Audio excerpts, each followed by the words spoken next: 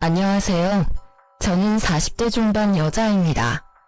저는 아주 어릴 때부터 사회생활을 시작해서 지금까지 항상 바쁘게 살아오고 있어요. 그러다 보니 항상 일을 할 때는 라디오를 켜두곤 했었는데 요즘은 이곳의 사연을 듣는 재미에 푹 빠져서 힘든 줄도 모르고 일을 하네요. 여러 가지 이야기를 듣다 보니 저도 얼마 전에 겪었던 일을 한번 여러분께 털어놓고 싶은 마음이 들었답니다.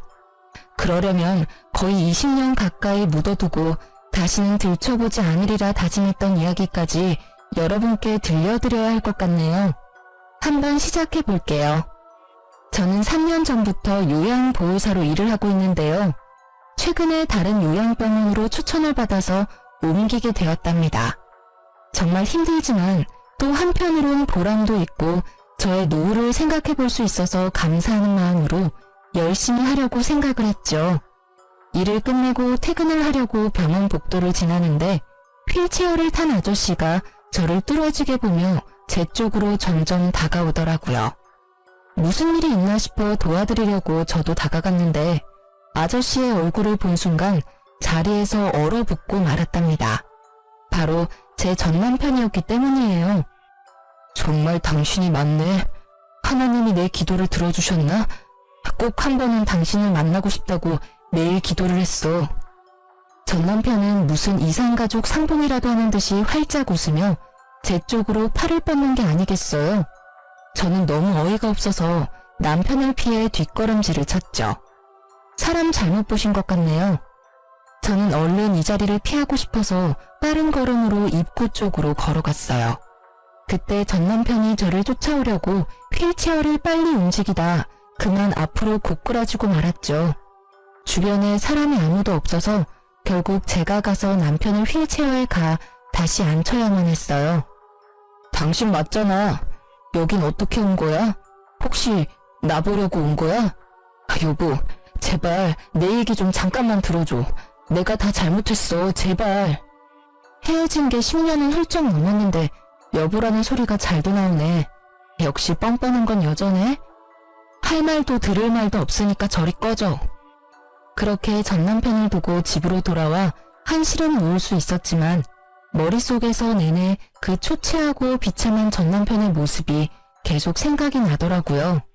더불어서 그동안 전남편 때문에 지옥같이 살았던 제 과거의 비참한 모습도 다시 떠올라 버렸죠. 이번 자리를 통해 다 털어놓고 이제 제발 모두 잊고 살고 싶은 마음이에요. 전남편과의 악연이 시작된 건 20대 후반쯤이었어요. 저는 고등학교에 들어가자마자 단둘이 살던 아버지가 돌아가셔서 친척집을 전전하며 학업을 마쳐야만 했어요. 그때 서러워서 흘린 눈물을 합친다면 한강도 모자랄 거예요. 저는 돈을 벌어야겠다는 생각으로 고등학교 졸업하자마자 대기업의 생산직으로 들어가서 일을 하기 시작했죠. 3교대를 해서 밤낮이 바뀌고 몸이 너무 힘들었지만 그만큼 점점 늘어나는 월급을 보며 하루하루 버틸 수 있었답니다. 그렇게 8년 가까이 일을 하니 어느새 선임이 돼서 한결 여유로워지더라고요. 어느 날 같이 일하는 친한 언니가 말을 하더라고요. 내가 매주 롤러스케이트 동호회 나가는데 같이 가볼래? 넌 맨날 일만 하고 사니? 바람 좀 쐬고 남자도 좀 만나고 그래야지. 얼굴도 이쁜 게. 내 처지에 무슨 남자야. 난 열심히 돈 모아서 내 힘으로 아파트 살 때까지 남자 안 만날 거야. 그러지 말고 이번에 한강 가서 탈 건데 같이 가자.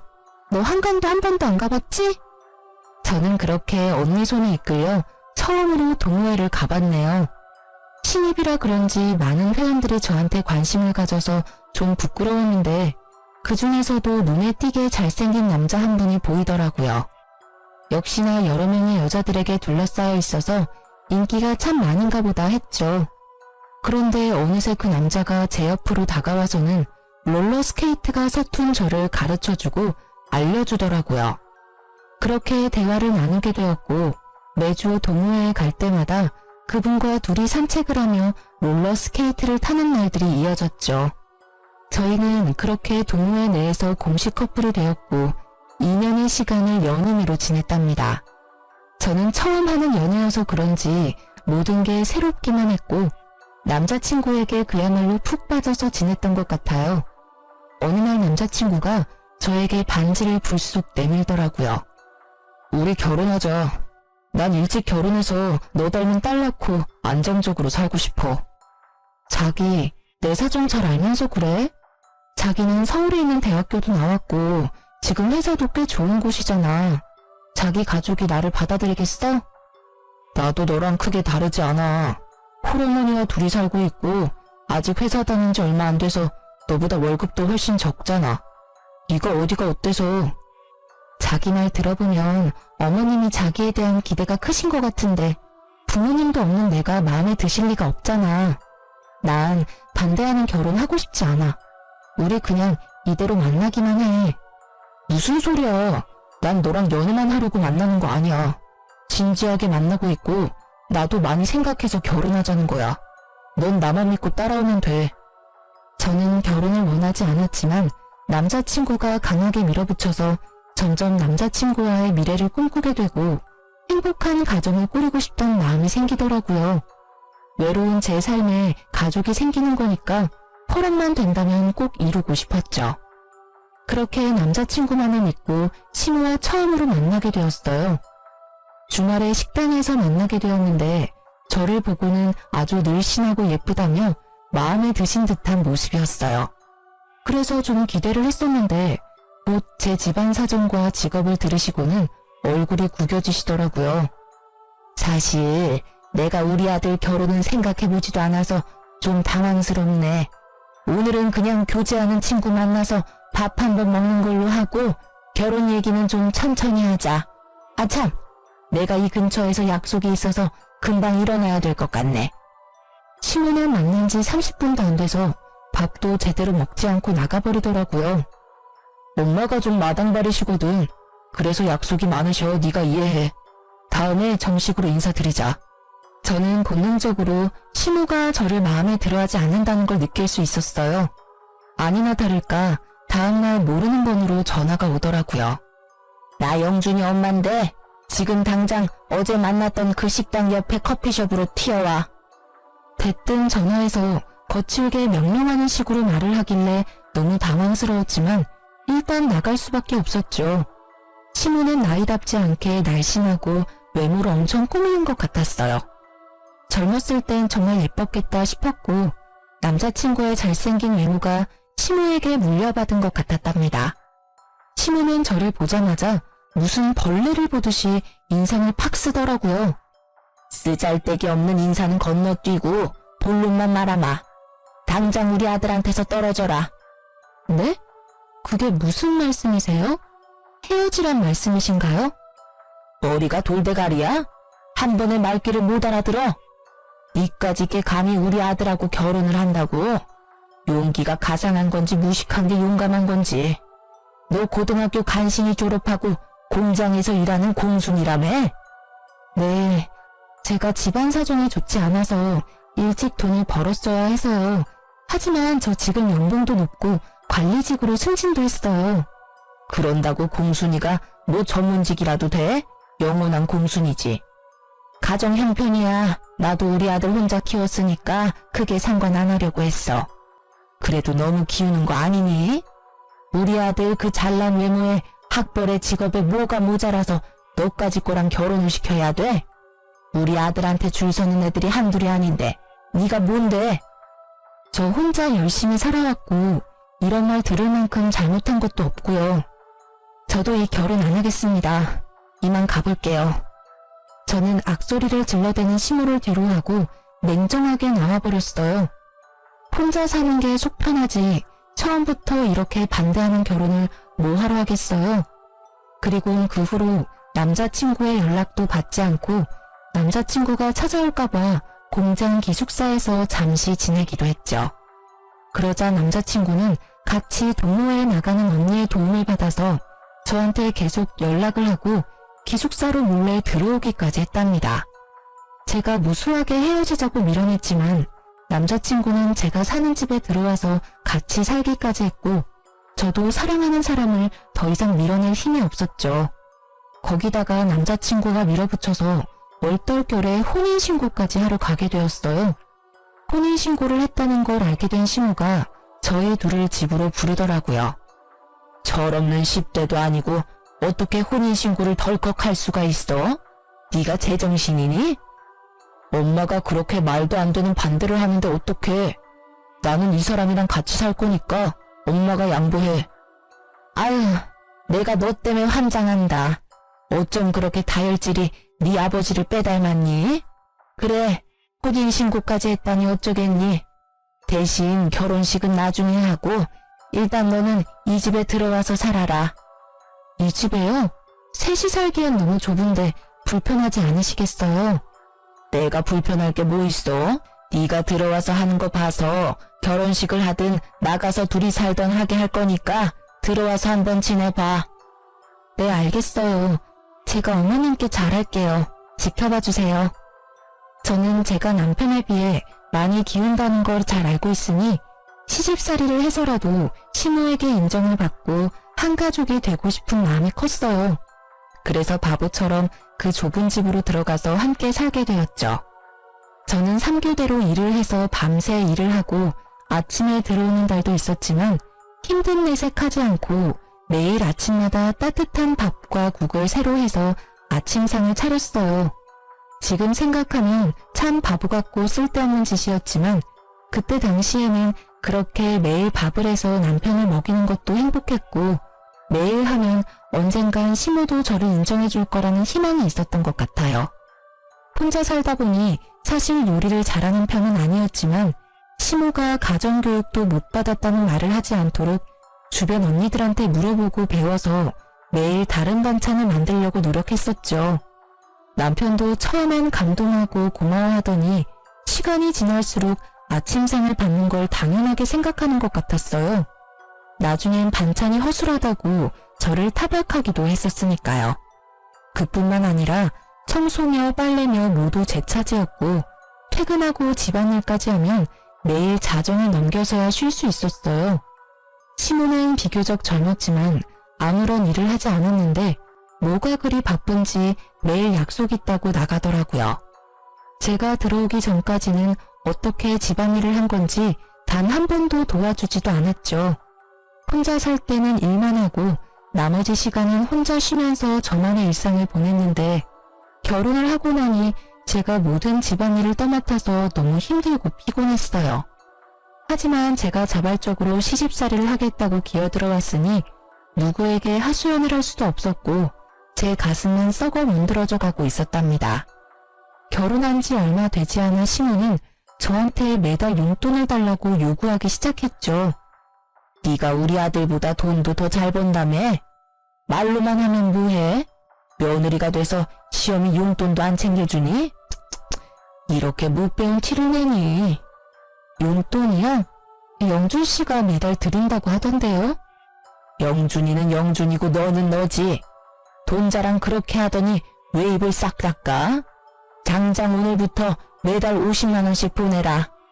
지금도 시부모님 용돈으로 50만 원씩이라고 하면 적은 돈은 아니잖아요. 10여 년 전엔 더 큰 돈이었는데 저는 어쩔 수 없이 시모에게 매달 돈을 줘야만 했어요. 그것도 남편에게는 말하지 말라고 해서 비밀로 하고 줘야만 했죠. 시모에게 돈을 주다 보니 막상 제가 쓸 돈도 모자르고 저축은 전혀 할 수가 없게 되었답니다. 저는 제가 할 수 있는 건 최선을 다해서 시모와 남편에게 해주려고 노력했어요. 정성을 들이면 언젠가는 제 진심이 통할 거라는 바보 같은 생각이었죠. 하지만 매번 돌아오는 건 천의 고아의 무식한 공순이라는 시모의 비아냥뿐이었답니다. 그렇게 열정적이었던 남편도 막상 같이 살게 되자 눈에 띄게 사랑이 식어가는 게 보일 정도로 차갑게 굴기 시작했죠. 매일 주어진 일을 해나갔지만 뭔가 잘못된 게 아닐까라는 생각으로 머릿속이 복잡해졌답니다. 어느 날 퇴근하고 집에 돌아오는데 맞은편에서 시모와 시모 지인들이 떠들썩하게 수다를 떨면서 걸어가는 게 보였죠. 저는 반가운 마음에 시모에게 종종 걸음으로 다가갔는데 저를 발견한 시모가 정색을 하더니 저를 모르는 척 쓱 지나가 버리는 거 있죠. 저는 너무 황당해서 점점 멀어지는 시모만 넋놓고 바라볼 수밖에 없었어요. 기운이 빠져서 힘없이 집에 들어오니 먼저 와 있던 시모가 저한테 물건을 막 던지며 소리를 지르는 게 아니겠어요? 너는 거기가 어디라고 감히 아는 척을 하려고 해? 너 때문에 얼마나 시겁했는지 알아? 그럼 어머님 봤는데 인사 안 하고 지나쳤으면 또 한 소리 하셨을 거 아니에요. 제가 어떻게 해야 되는데요? 이것 봐라. 아주 본색이 나오시네. 너같이 급 떨어지는 애가 며느리라고 동네방네 자랑이라도 하리? 눈치를 보니 어머님 지인분들은 영준 씨가 결혼한지도 모르는 모양이네요. 결혼한 거 숨기신 거예요? 야, 결혼식도 안 했는데 무슨 혼인신고야. 니네가 멋대로 한 거고. 나중에 어떻게 될지 누가 알아? 나 참, 밖에서 나 보면 아는 척 하지 마. 쪽팔리니까. 제가 부끄럽다고 아들이 결혼했다는 것도 말하지 않다니 너무 서운하더라고요. 제가 무슨 숨겨놓은 여자도 아니고 나쁜 짓을 한 것도 아닌데 이렇게 당당하지 못하게 살아야 할 이유가 있나 싶었죠. 저녁에 남편에게 말하니 황당하게도 심호판을 들더라고요. 결혼식을 해야 축의금도 받고 떳떳하게 밝힐 수가 있는 거지. 사실 지금이야 동거라고 봐야지. 동거? 혼인신고까지 해놓고 그렇게 무책임하게 말할 거야? 그럼 결혼식은 언제 할 건데? 차일피일 미루기만 하고 있잖아. 아, 좀 기다리라고. 나 곧 이직할 건데 회사 사람들한테 축의금 받긴 좀 그렇잖아. 이직? 그런 말 없었잖아. 멀쩡히 잘 다니던 회사를 왜 옮겨? 아, 그런 게 있어. 너한테 일일이 다 말해야 돼? 피곤하게. 말하면 뭐 알아듣기는 하고. 근데 너 꼬라지가 이게 뭐야? 같이 산다고 너무 막 하는 거 아니야? 완전 아줌마 다 됐네. 말 다 했어? 퇴근하자마자 청소하고 밥 차리고 설거지 해봐. 피곤해서 씻을 힘도 없어. 도와줄 생각은 안 하고 이제 내 외모 지적이야? 아니, 좀 꾸미면 예쁜 걸 알아서 그러는 거지. 아, 말 대답 좀 그만해. 피곤해 죽겠는데.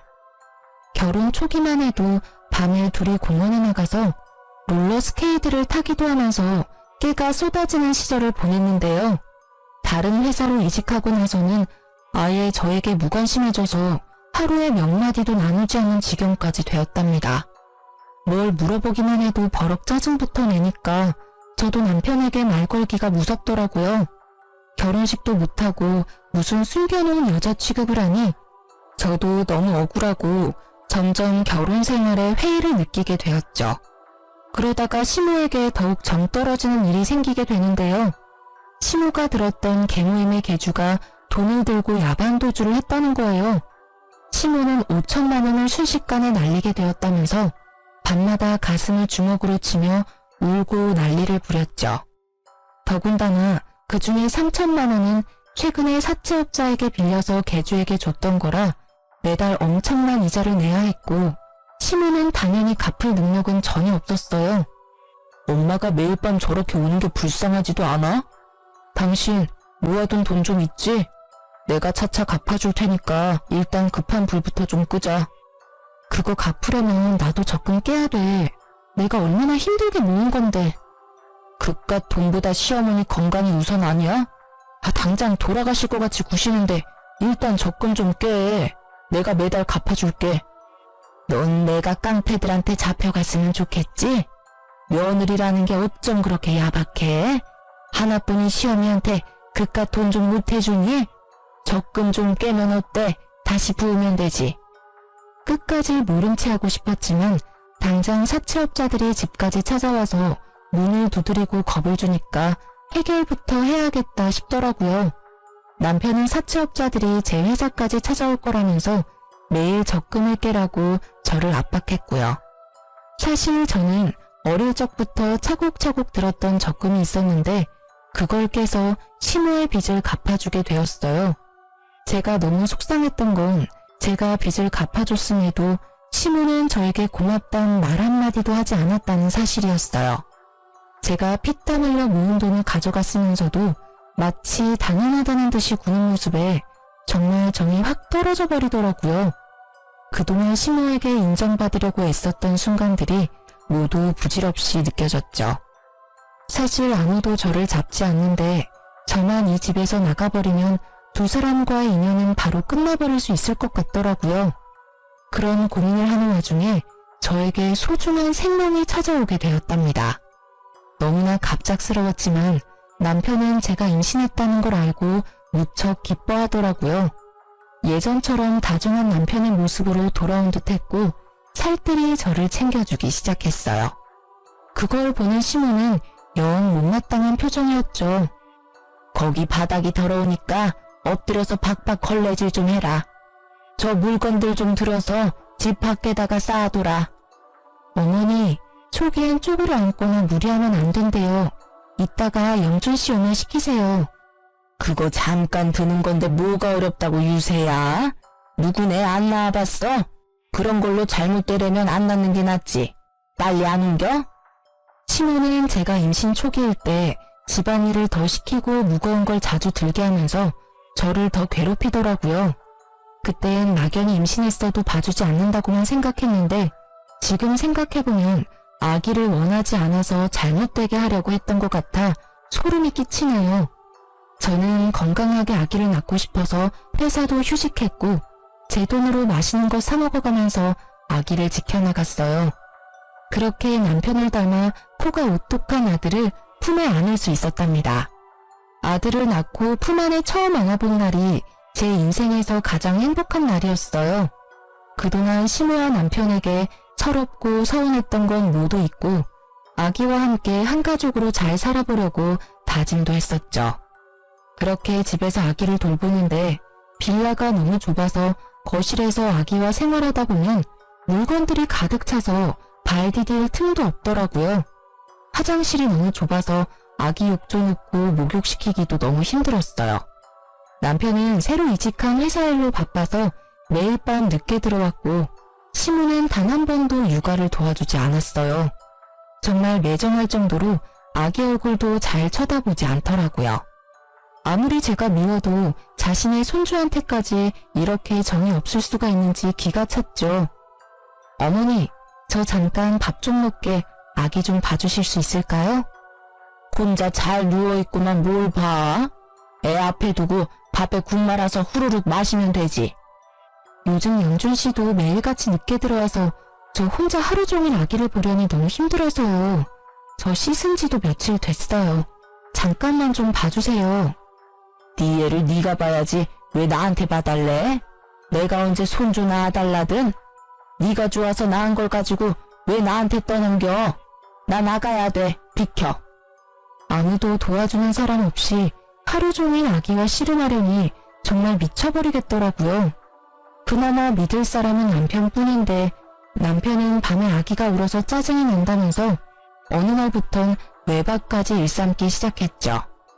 주말에 저는 새벽부터 일어나서 아기를 보고 있는데 남편은 태평하게 늦잠을 자는 걸 보니 부하가 치밀어 올라 남편을 흔들어 깨웠어요. 주말엔 아기 좀 봐야지 언제까지 잘 건데 내가 얼마나 힘든 줄 알아? 나 혼자 애 만들었어? 아빠라는 인간이 어쩜 그렇게 애를 쳐다도 안 봐. 당신은 귀찮다고 외박하고 다니고 도대체 어디에 있다 오는 거야? 아 정말 귀찮게. 일하다가 늦어지면 외박도 하는 거지. 너 지금 일 안 하잖아. 그럼 네가 애를 보는 게 맞는 거 아니야? 그래, 이렇게 나온다 이거지? 오늘 당신 일 안 하잖아. 그럼 당신이 애 보면 되겠네. 저는 남편에게 아기를 안겨버리고 지갑만 챙겨서 집을 나와버렸어요. 남편이 계속 전화를 해댔지만 다 무시해버리고 하루를 여관에서 혼자 보냈죠. 오랜만에 혼자 있으니 몸은 참 편했지만 아기가 걱정이 돼서 마음이 너무 불편했어요. 결국 다음날 오전에 집으로 들어갔죠. 집 안으로 들어가자 시모가 우는 아기를 안고 어쩔 줄 몰라 하고 있고 남편은 아기가 토한 우유를 닦고 있더라고요. 저를 발견한 시모가 악을 쓰면서 저에게 아기를 거칠게 넘겨주었답니다. 무식해도 정도가 있지. 어디 베어먹지 못하게 애를 두고 나가? 너 때문에 내가 얼마나 고생을 했는지 알아? 아우 삭신이야. 야, 이러고도 네가 엄마냐? 애를 버리고 나가? 너 진짜 무서운 애였구나. 오히려 잘 됐어. 어젯밤 덕에 너랑 갈라서야겠다는 확신이 들었다. 당장 헤어지자. 뭐? 헤어져? 고작 하루 애 두고 나갔다고 이혼을 하자고? 제정신이야? 너나 애나 다 지겨워. 집에 들어오는 게 지긋지긋해. 애초에 너는 나랑 급이 안 맞는 애였어. 내가 뭐에 씌었었나 보다. 이제야 네가 제정신으로 돌아왔구나. 그러게 엄마가 계속 말했잖아. 쟤는 아니라고. 애까지나 구이게 뭐니? 저는 분노가 치밀어 올라서 주체가 안 되더라고요. 저는 남편의 뺨을 사정없이 세게 내리쳤어요. 지금 말 다 했어? 내가 지금까지 어떤 마음으로 견뎠는데 뭐? 급이 안 맞아? 네가 얼마나 대단한데 나한테 그딴 말을 해? 이게 미쳤나? 누굴 때려? 잔뜩 흥분한 남편이 신발장에 있던 롤러스케이트를 저한테 던졌어요. 단단한 바퀴가 제 머리를 강타했고 저는 비명을 지르며 손으로 머리를 감쌌죠. 그때 손에서 축축한 느낌이 들어서 손을 보니 피가 잔뜩 묻어나왔어요. 찢어진 이마가 아픈 것보다 남편과 저를 이어주었던 롤러스케이트에 얻어맞은 제 모습에 가슴이 무너져 내리더라고요. 시모는 벌써 나가버려서 자취를 감췄고 남편은 제 피에 놀랐는지 주춤대다가 그대로 현관문을 열고 나가버렸답니다. 아기는 얼굴이 벌개져서 악을 쓰며 울고 저는 피를 철철 흘리며 남편이 나간 현관문을 뚫어지게 노려보았어요.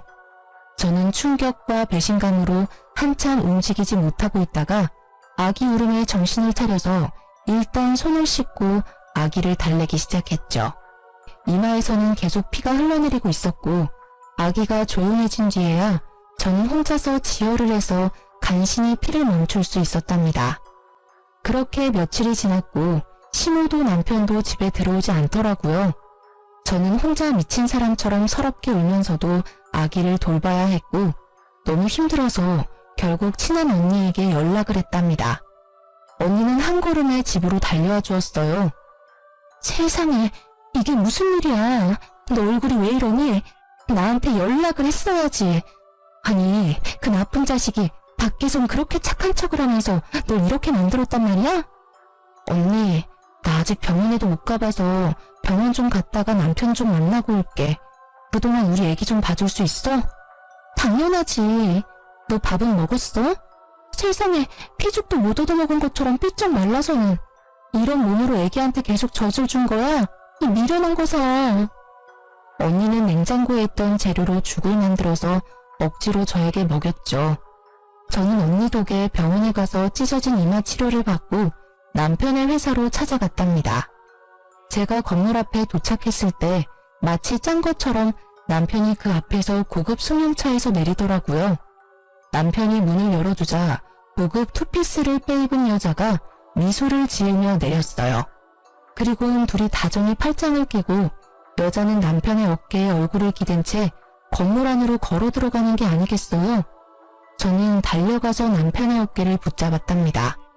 뒤돌아본 남편이 저를 보고는 화들짝 놀라며 여자를 살짝 밀쳐내더라고요.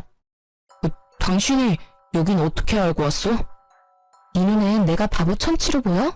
내가 네 회사 주소도 모르고 있었을까봐. 아, 이 여자가 와이프? 얘기 듣던 대로네. 여자가 저를 머리부터 발끝까지 훑어보더니 비웃음 짓는 게 아니겠어요. 저는 분노와 수치심이 밀려와서 몸이 부들부들 떨려왔답니다. 이 여자는 뭐야? 너 바람펴?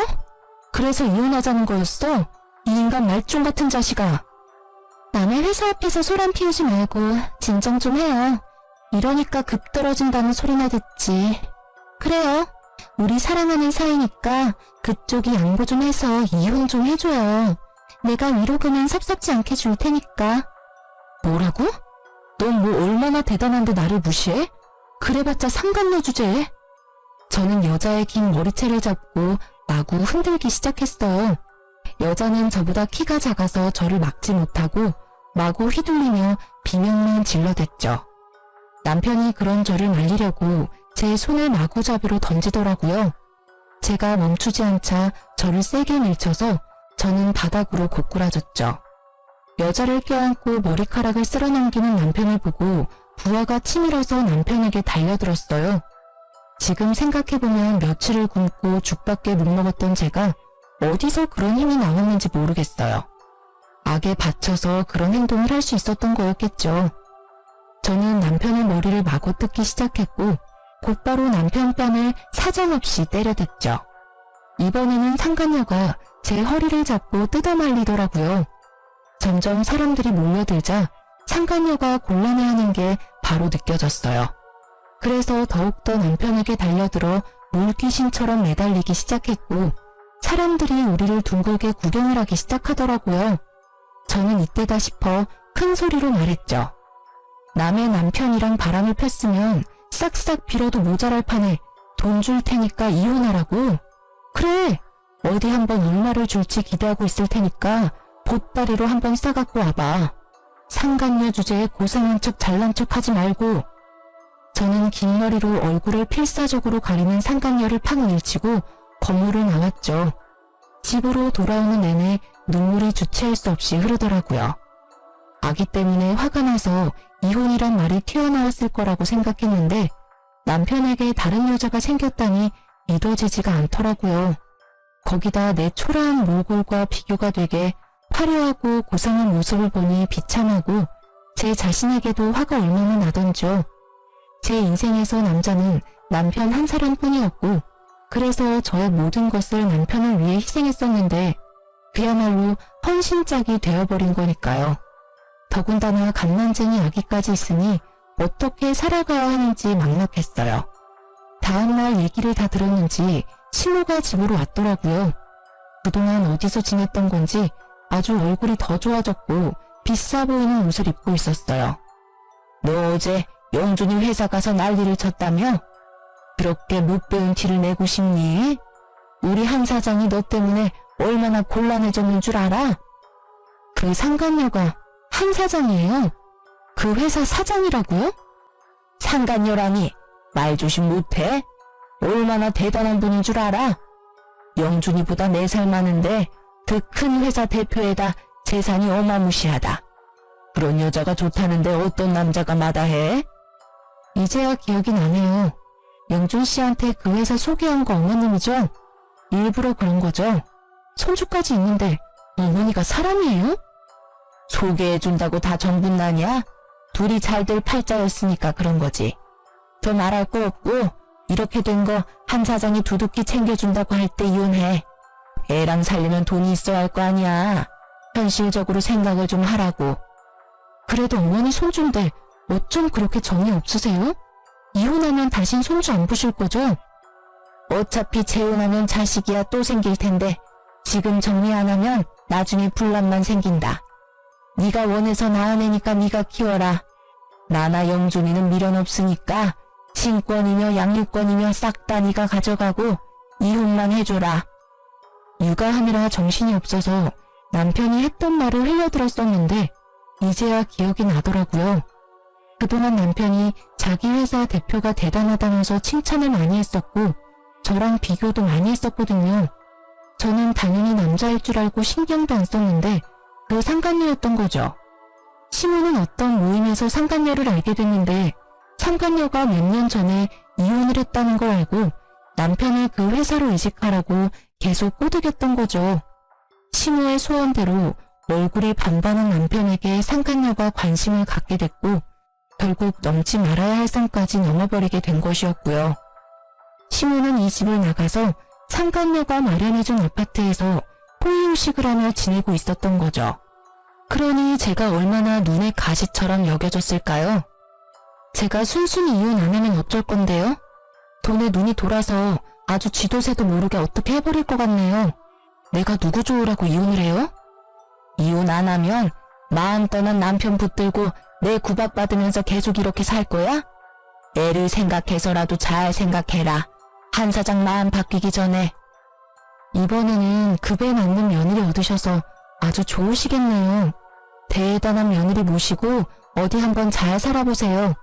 어머님이 제 눈에서 피눈물 나게 했으니까 어머니도 언젠가 피눈물 흘리면서 후회할 날이 올 거예요. 내가 눈 똑똑히 뜨고 지켜볼 거고요. 저는 그 길로 아기를 데리고 그 집을 나와버렸답니다.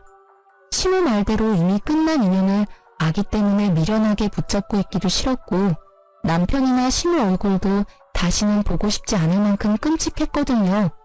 합의 이혼하고 확정이 된 날에 참 어이가 없는 게 셋이 살던 그 좁은 빌라 명의도 제 이름으로 바꿔주고 상간료가 바로 1억을 입금해주더라고요. 돈을 막 써도 될 만큼 많아서 그런 건지 아님 그만큼 남편에게 빠져서 그런 건지는 몰라도 저는 20년을 벌어도 못 모을 돈을 한 번에 보내주니 참 기가 막혔답니다. 너무 원통하고 분하고 제 지난 시간이 후회되었지만 아기와 살 길이 막막했기에 그 돈을 받을 수밖에 없었어요. 저는 셋이 살던 그 빌라가 치 떨리게 싫어서 바로 팔아버리고 그 돈과 1억을 합쳐서 서울의 아파트를 구입해서 아기와 둘이 살아가게 되었답니다. 혼자의 몸으로 갓난아기를 키우며 사는 건 정말 고통스러울 정도로 힘들었죠. 저는 잠깐씩만 일할 수 있는 식당 아르바이트를 해서 돈을 벌다가 아기가 유치원에 다닐 수 있게 되자 좀 숨통이 튀어 작은 건설 회사의 경리로 일을 하기 시작했어요. 사무직 경력이 없던 저는 야근까지 해가면서 열심히 일을 배워서 6개월이 지나서부터는 사장님의 인정도 받게 되었고 5년 동안 그곳에서 일을 했죠. 그리고 거래처 직원이었던 지금의 남편과 안면을 트고 점점 친해지게 되었는데요. 몇 번의 데이트를 하고는 저한테 프로포즈를 하더라고요. 우리가 만난 지는 얼마 안 됐지만 사실 전 오랫동안 지켜보고 있었어요. 우리 처지가 같은데 같이 살아봅시다. 내가 원희 씨 노후 남부럽지 않게 책임질게요. 너무 이른 감이 있다고 생각했지만 지금 남편은 사별을 해서 아들 한 명을 키우며 살고 있어 처지가 비슷해서 더욱 정이 갔답니다. 한 번의 아픔이 있었지만 듬직한 남편을 한 번 더 믿어보기로 하고 용기를 내서 재혼을 하게 되었죠. 지금은 두 아들과 남편과 함께 행복한 가정을 이루어 살고 있답니다. 내 가족을 만들고 싶다는 저의 바람이 드디어 이루어진 것이죠. 남편은 기술직이라 연봉이 높은 편이고 제가 예전에 사놓은 서울의 아파트의 월세만으로도 일을 안 해도 될 정도인데요. 저는 평생을 일을 해서 그런지 전업주부로 사는 게 오히려 더 힘들더라고요. 그래서 요즘 많이 한다는 요양보호사 자격증을 따서 요양병원에서 일을 하게 되었답니다. 어디서나 성실하게 일을 하기에 이번에도 인정을 받아서 다른 요양병원으로 더 좋은 대우를 받고 옮겨보기로 한 거였는데요. 그곳에서 생각만 해도 치가 떨리는 전 남편을 만나게 된 것이었죠. 제가 전 남편을 보고 너무 충격을 받았던 건 전 남편이 두 다리가 없다는 사실이었어요. 그런 모습을 하고 있으리라곤 상상도 하지 못했었는데 말이죠. 두 다리가 없는 전 남편을 부축해서 휠체어에 앉히고 나니 무릎이 덜덜 떨리더라고요. 그런 제 표정을 읽었는지 전 남편이 황급하게 말을 해나갔죠. 당신한테 못할 짓을 해서 내가 벌을 받았어. 당신이랑 이혼하고 그 여자랑 바로 결혼식을 했어. 어머니 소원대로 대단하게 치렀지. 신혼여행 다녀와서 새벽에 공항에서 집으로 올 때 크게 사고를 당했어. 그때 두 다리를 잃었지. 당신이 얼마나 그리웠는지 몰라. 나랑 이혼한 순간부터 그쪽이랑 나는 남보다 못한 사이예요. 그쪽이 어떻게 되든 아무 관심이 없다고. 전 남편은 초췌한 얼굴로 눈물을 절절 흘리면서 팔을 연신 제 쪽으로 뻗어대더라고요. 저는 그 모습조차 소름이 끼쳐서 계속 한 발짝씩 뒷걸음질 쳤어요. 당신도 내가 싫지? 그 여자는 많이 다치지 않았었는데 내 다리가 없단 걸 알고는 뒤도 안 보고 가버리더라고. 결혼식만 했지 혼인신고도 안 해서 가는 걸 막을 수가 없었어. 그 후로 어머니가 내 기저귀 갈아가며 간병하시느라 고생 많이 하셨는데 작년에 갑자기 뇌출혈로 돌아가셨어. 그래서 요양원으로 들어온 거야. 태어난 손주 기저귀 한 번도 안 갈아주더니 다리 잃은 아들의 대소변을 받아가며 간병했었다는 시모야말로 자업자득이라 해야 할까요? 저는 더 이상 전 남편과 마주하고 싶지 않아 서둘러 현관으로 발걸음을 옮겼어요. 전 남편이 저를 따라오면서 계속 불러대더라고요. 여보, 잠깐 기다려줘. 할 말이 있어. 제발. 우리 아들은 지금 어디 있어? 내가 매일 우리 아들 생각하면 울다 잠들어. 우리 아들 얼굴 한번 볼 수 있을까? 내 소원이야. 내가 왜 그쪽 소원을 들어줘야 돼?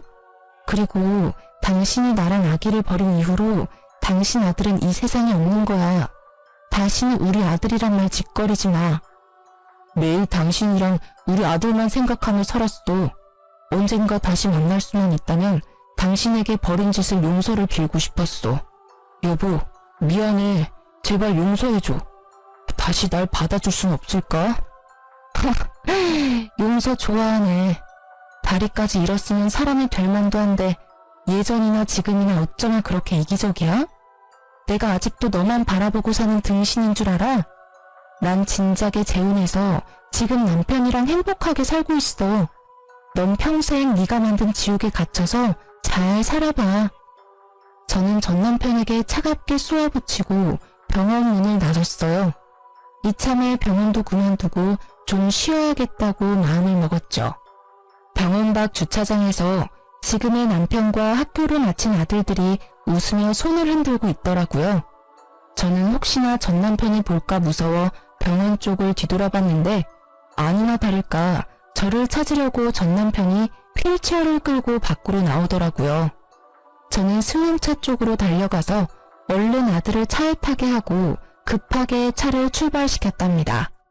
영문을 모르고 급하게 운전하는 남편과 무슨 일 있냐고 묻는 아들들의 물음에 차마 대답할 수가 없더라고요. 그렇게 헤어지고 마지막으로 전 남편을 마주쳤고 그 후로는 보지 못했죠. 어릴 때부터 외로운 인생을 살았던 제가 갓난아기와 함께 버려져서 또다시 혼자 이 세상의 풍파를 겪어내야 했을 때 정말 이 세상에 대한 끈을 놓아버리고 싶었던 적이 한두 번이 아니었는데요. 그 아픔을 다 견딜 수 있었던 건 저의 하나뿐인 아들 덕이었죠. 시모와 전 남편의 처참한 말로를 보니 역시 사람이 죄를 지으면 안 된다는 걸 다시 한번 느끼게 되네요. 그리고 그동안 저의 아픔도 어느 정도 보상을 받은 기분이 들어요. 이번에 제 이야기를 털어놓은 것을 시작으로 전 남편에 대한 건 모두 잊어버리고 지금의 남편과 두 아들과 함께 지지고 볶으며 행복하게 살아볼게요. 여러분도 항상 행복하시길 바라면서 이야기를 마치겠습니다. 감사합니다.